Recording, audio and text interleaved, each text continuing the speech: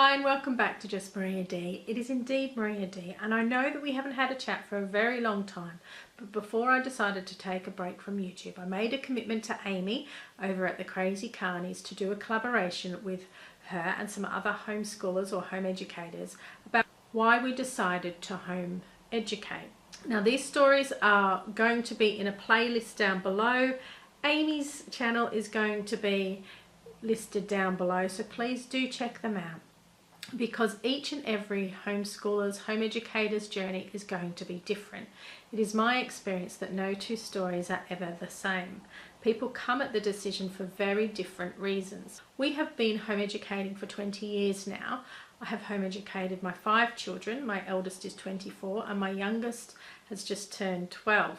I have home educated for 10 years in Australia and 10 years in the UK, England specifically. But why did we come at this decision? I had grown up with some children that had been home educated. There was something about their lifestyle, their ability to learn from home that really struck a chord with me. Whether that is because during my own education I attended 10 different schools, I don't know.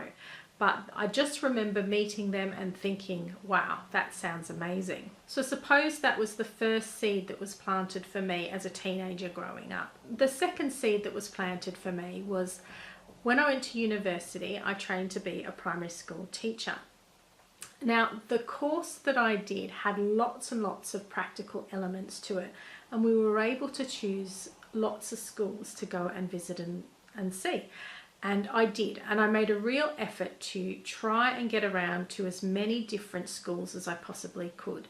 I went to schools in very low socioeconomic backgrounds. I went to schools that had high populations of Indigenous communities. I went to Christian schools. I went to a Catholic school. I went to a grammar/boarding school. I went to middle of the road socioeconomic and background kind of schools as well. And I did this in order to get what I felt was a broad view of education and educational experiences. The one thing that I noticed in every single one of these settings was that you cannot target every child individually. That somewhere along the line, no matter what one you are in, children have the capacity for falling through gaps. The seeds had already been sown for me about the fact that there is no perfect education system. We can aim for good, we can aim for great, we can aim for better, but there really isn't a perfect one. As well as my experiences in schools, when I was at university, we had to look at some alternate ideas of education. So I can remember looking at Steiner education and Montessori. I can remember looking at people like Charlotte Mason and John Taylor Gatto and really getting the sense that curriculum and school learning is just one way of education. For me, what that did, especially as I started to look at people like Charlotte Mason and John Taylor Gatto, was to really challenge systems when it came to education. I developed this sense of awareness that perhaps there was a better way that we could educate our children when we don't need them to go into an educational setting. Unfortunately, and I say unfortunately because I think there's a lot of damage that's being done to children at the moment, my observations of home education in this country, in England especially, is that it is growing at a rate of knots. And I think a lot of people are being forced to make the decision to home educate because they're identifying what I saw, that there is no perfect way of educating within a school system.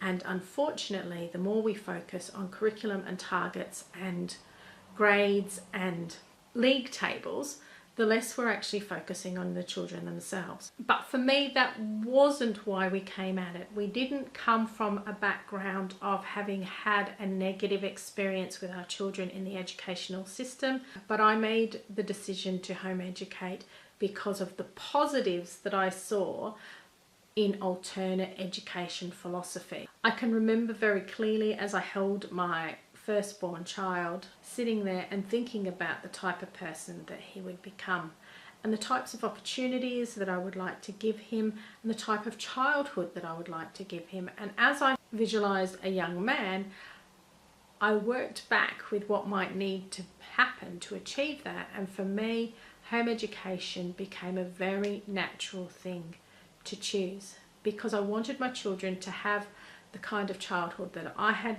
growing up, that was much slower and much play orientated, and then expand that to be about each individual child's unique gifts and talents, what they're good at, what their loves are, rather than about dictating a curriculum to them. I wanted them to come at learning out of natural passion, natural desire, natural curiosity for learning, in the hopes that as they grew into adulthood, they would maintain that, they would keep that natural curiosity. If I had to sum up in a nutshell why we decided to home educate, the first reason would be that I met people whose lifestyle really resonated with me.